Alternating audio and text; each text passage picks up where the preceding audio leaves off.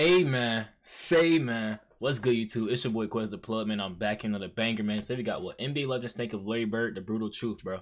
This should be a good one. Another video about NBA legends, just saying how good Larry Bird was, bro. What he's about, how great he was. After all the videos I watched, I already know, bro. Bro was one of the greatest. But hey, more knowledge. Why not try to learn some more? But before we get into it, make sure y'all like, comment, subscribe. We're on the road to 4K subs. We at 3K, like 3.1K right now. We've been going up, going crazy. I appreciate y'all, man. Let's get into it.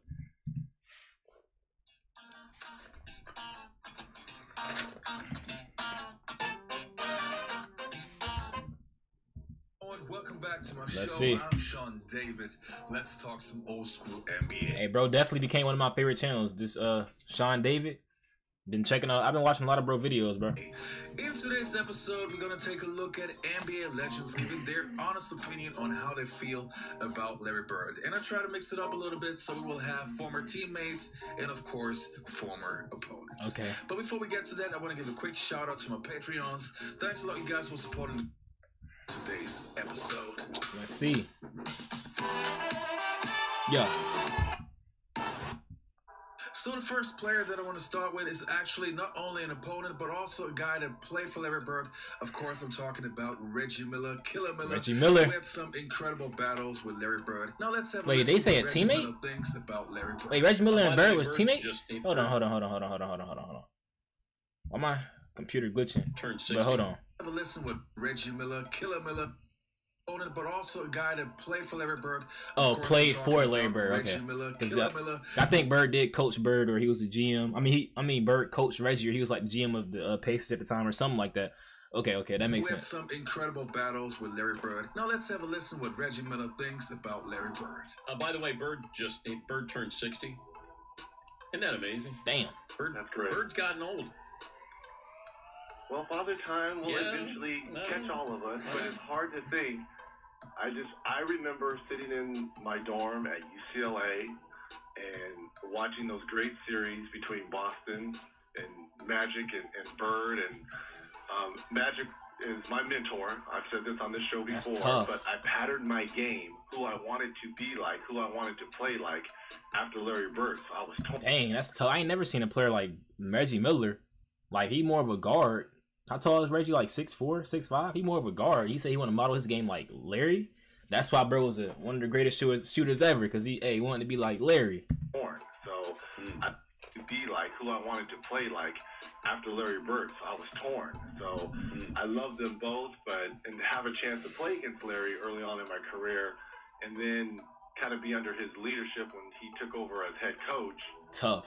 It was a thrill for me, because that was, one of the players that, I really idolized and patterned my game after. It's crazy how the Pacers never got a ring, bro. I feel like they had the squad to do it. They used to battle Jordan. They used to battle the Knicks and everybody. It's crazy they didn't make it. But the ultimate reason why they never get there, Michael Jordan. A lot of players in the 90s, Michael Jordan. That's why I don't got a ring, Michael Jordan. The players that, I really idolized and patterned my game after. Larry Bird at his best, LeBron James at his best. And do we have to put the teams too, or just individual players? If there's a draft, oh my God! Okay. You can take Bird or LeBron. Let me hear something. Let's say I take Larry at this age, when I think he averaged 30, 10, and 7, something like that, and LeBron right now. So you got Larry Legend. Okay. Or Now LeBron. what rules? Okay, hold on. First of all, I want to know what year was this before I give my. I already know Reggie probably gonna say Bird, but I want to know what year this was, because he said LeBron right now versus Larry Bird at his peak. So let me see. 7, something like that, and LeBron right now. So you got Larry Legend. Okay. Or Now LeBron. what rules? What rules are we playing to? We're playing today's rules. Today's rules. Oh, we gotta go with Larry Joe. I knew it. I gotta go with Larry Joe. And the following clip is actually of one of my favorite players of all time, Sir Charles Barkley. And it's kind of funny to see how he responds to the question if he's better than Larry Bird. He said This question always get me. I seen this before. Charles Barkley, his response to this, bro. Bro was really acting like it's a question, bro. Larry Legend is better, Charles. You my guy, bro. You one of the greatest, but Larry Legend was better, my boy. That same thing to Bird too after practice. No. You know, Dan. Are you better than Bird? Am I better than Bird? Oh man, that's a great question. I'm a better rebounder. I give you that. I'm probably a better defender. Give you that. What He's else? a better shooter, obviously. You know, He a better shooter, playmaker. Like, come on, bro. More IQ. He's a better shooter, obviously. You know, a lot of people talk about who's better. But you have Better to team player. You have to have that mentality. No, you know. Like, I think, you know, it's a team game. And the next That's what I'm saying. It's a team game. Larry Bird is better, my boy, especially as a team player. Impact, everything. I think, you know, it's a team Love game. you though, Charles. And the next player on the list is going to be Bill Walton, so former teammate of Larry Bird, a player that was voted into the top 50 players of all time back in, I think it was 1995 or 1996, so long ago. Anyway, he has a very specific opinion on Larry Bird. Let's have a listen. What Larry was able to do on and off the court, it defied description, and it was very much like being on tour with the Grateful Dead, in that you never knew what was going to happen. You knew it was going to be fun. You knew it was going to be great. You knew it was going to be dynamic. You knew it was going to be explosive. But you could never say, that's what's going to happen. Well, we came to play. Larry Bird was too unpredictable, bro. You never knew what was coming, bro. And he the type of player, like, he always is. He got counters for counters for counters, bro. Like, that's why he was so hard to stop, bro. Because he always had a counter, bro, for something you would do, bro. It's that IQ. You could never say, that's what's going to happen. Well, we came to play. We came to win. It was a really good team.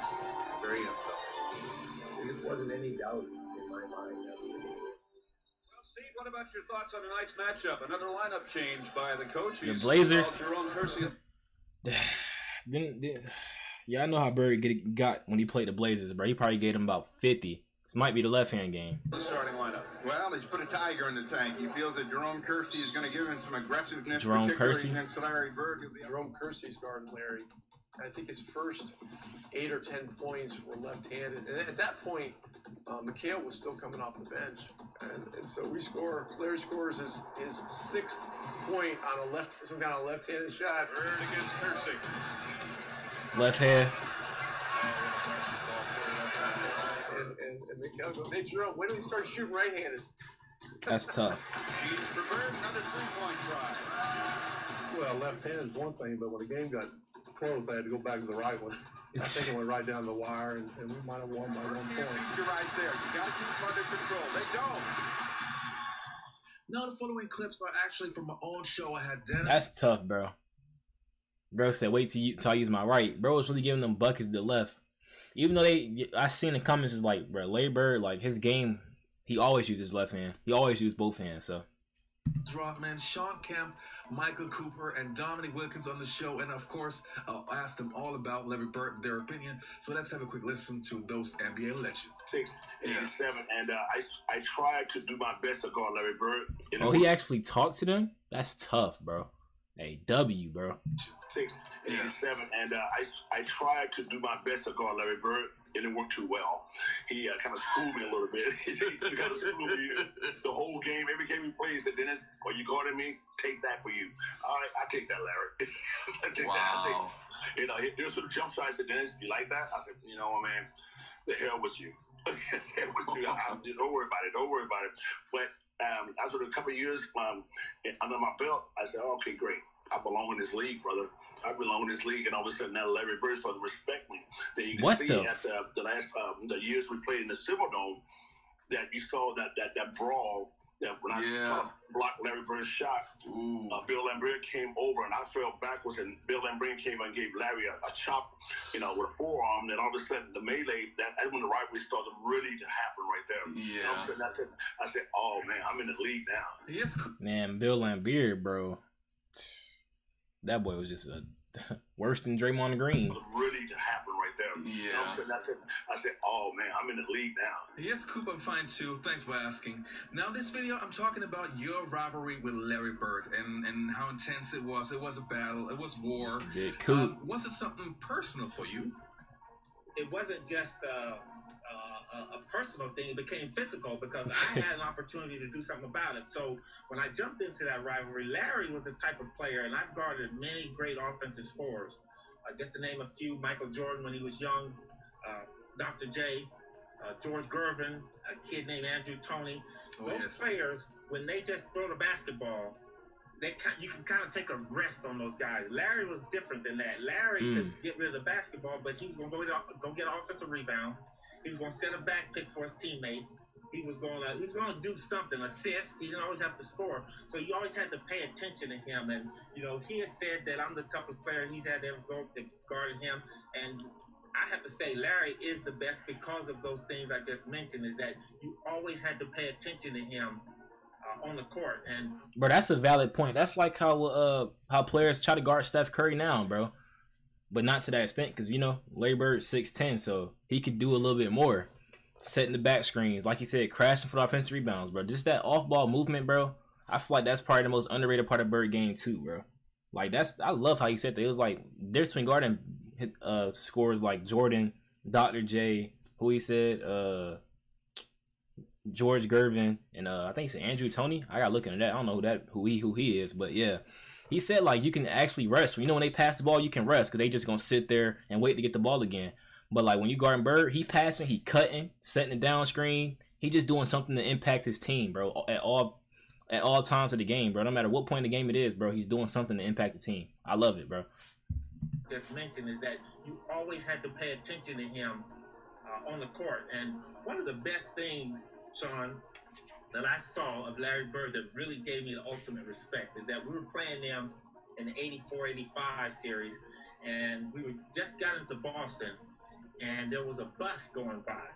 And on the bus, they had this huge, long picture of Larry diving out of bounds. And the ball was just right at his fingertips. And the quote was, "I hate it when players watch the ball go out of bounds." And that there tells you who that guy was, man. This guy played the game, the entire game, to the outer limits, the sideline, the baseline, and that's what I respected the most about him. But he was a tough player to deal with because he was bigger than me too. Now, you played probably in the best era of NBA basketball, and you had some of the most incredible rivalries, especially you as a player. Your rivalries with Jordan is legendary. Your rivalry with Larry Bird is legendary. So definitely want to talk about that. Your first interaction with Larry Bird was a very rude awakening. What do you recall from that first meeting, and what was it like having the final laugh? Well, you know what, the funny thing is, when you're a rookie coming to the league, you're a hotshot rookie, and you think you're, one of the greatest, and, those veterans have a way to let you know, look, you got to pay your dues, and that was one of the situations with me and Larry. I went to shake his hand, he wouldn't shake my hand. And I remember saying to myself, well, maybe he's just getting into the game. And I remember the first play of the game, he said, "You don't even belong in this league, Holmes." And he shoots a three. I'm like, I wasn't mad he made the three. I said, did he just call me Holmes? But I remember after the first time, I made a great play against him. I remember him saying, he said, you got some toughness, man. I like you. But he said, I'm still getting 40 tonight. Crazy, bro. How Bird would talk to people, bro. I ain't gonna lie. I'm still getting 40 tonight, though. Little youngin. You got some toughness, man. I like you, but he said, I'm still getting 40 tonight. He got about 38, so he kind of proved his point.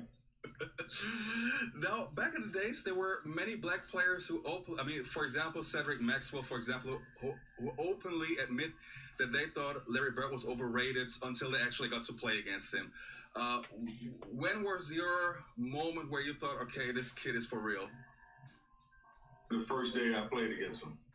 First day I played. I knew he was a super player before I came into the NBA, but when I had a chance to play against Larry Bird, and I can count on one hand the type of guys like him that you had to be totally focused in on it. If you didn't, he would embarrass you. Now the following clip is going to be of Jalen Rose. Of course, Jalen never got the chance to play against Larry Bird since Larry retired in 1992, and Jalen came into the NBA in 1994. But of course, he played for Coach Bird. So let's have a look and listen to what Jalen Rose has to say. Bird 6. Okay.